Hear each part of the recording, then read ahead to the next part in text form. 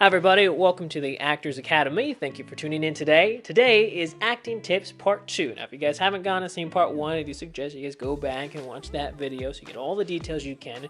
But in today's video, the purpose of it is to make it easy, simple to understand, and something that you can actually implement without having to spend years and years and years training to become an actor. And hopefully you will be able to see a difference very soon and quickly within your work. So here's one of the big mistakes that actors will make, and I see it with a lot of different self-tapes that actors send in and they're trying to develop and work on their characters, is that they have a lack of decision-making skills, meaning that when you have your character, here's what happens. You get an audition, this has probably happened to you before, you have it here and you have your scene, and you have multiple potential ways that this character could be played, or you don't have one at all and you're just completely clueless and like, I have no idea how I'm supposed to do this scene. That will come about at some point in your acting career, and that's fine.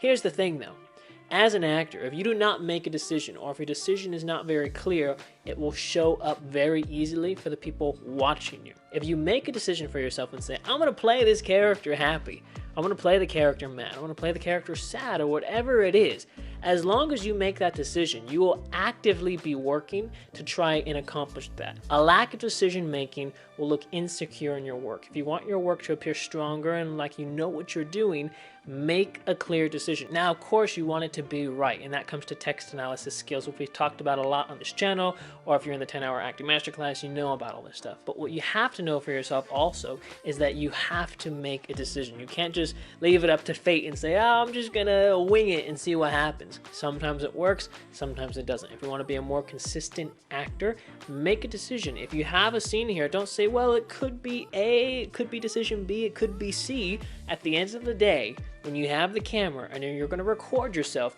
don't bounce around between A, B, and C, because that's what a lot of actors will do.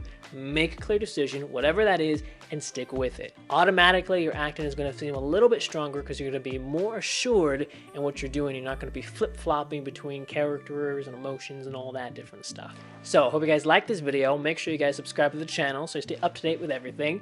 Give this video a thumbs up if it helped you guys. Also, I believe in the 10-hour Acting Masterclass 2.0 down in the description below, and also in the comment section if you guys are interested in that, as well as our 10 acting resume templates. Alrighty, see you guys next time. Bye, guys.